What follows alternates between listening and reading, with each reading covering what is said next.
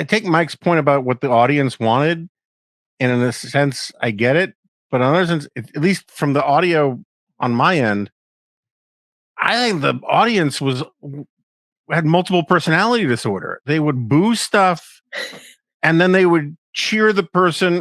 They would cheer for stuff, and then they would cheer the person criticizing it, and then they would boo the person who responded. I mean, like it was all over the map. And I understand there are different groups, and maybe it was just a freak of the audio, but there were exchanges where you would think the crowd hated, then loved, then hated again Chris Christie and Vivek Ramaswamy and a few others. And I got to say, Brett and Martha, I just think they lost control of the room. I think they lost control of the guests. I think that the hokey, I'm glad to see the raise your hand thing die.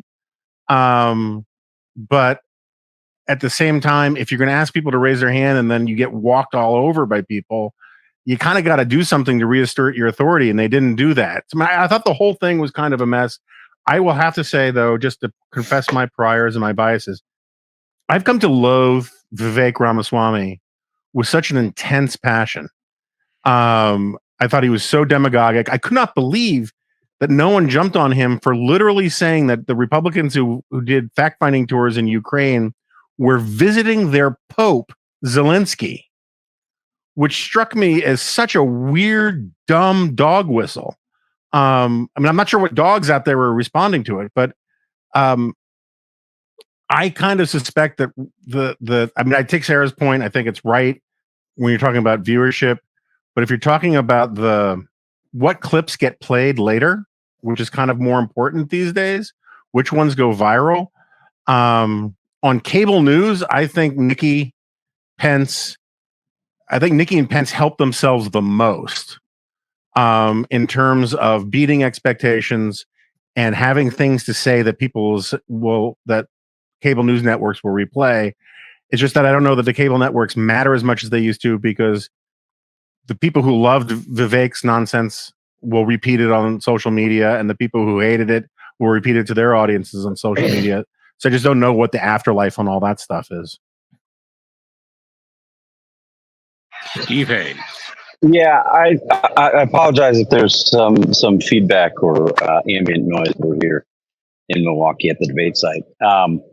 I guess my big takeaway is that if the conventional wisdom was correct that Ron DeSantis had the most to lose, I think Ron DeSantis he lost. He didn't do well.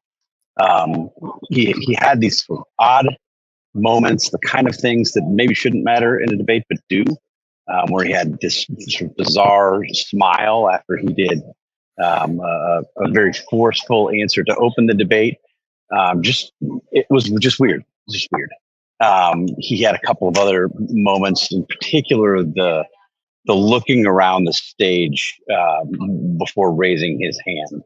That was not a good moment. Question about Donald Trump, the conflict. It was a really bad moment. The Trump war room has already teed it up, playing it, sending it out on Twitter, playing it again and again. But I mean, for somebody who came in wanting, I think, to establish that he was a strong and forceful leader, that he was somebody on the stage who could say that he'd been powerful enough to do the things that other people had been speaking about, to get a question about whether you'd support Donald Trump as a Republican nominee if he were a convicted felon, and then look around to take your cues from the others on the stage, I thought was a really bad moment, maybe the moment of the debate. I think the other big story is Vivek Ramaswamy. I sort of have Jonah's reaction to Ramaswamy. I find him unbelievably demagogic. He knows what he's doing. He's smart enough to understand what he's doing. I think it's deeply frustrating, but he's effective in this format. He speaks very clear, straightforward answers.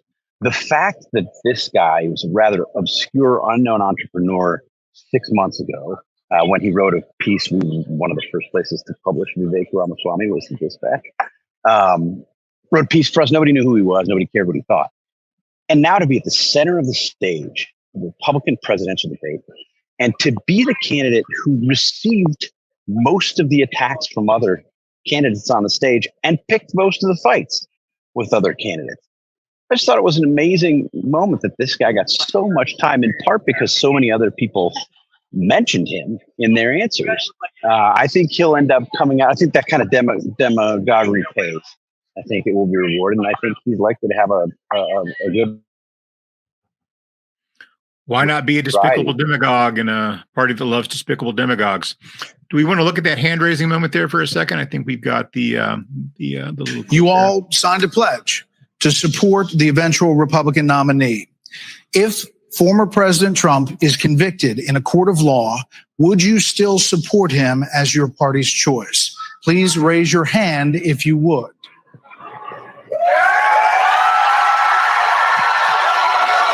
You all. Yeah, not good.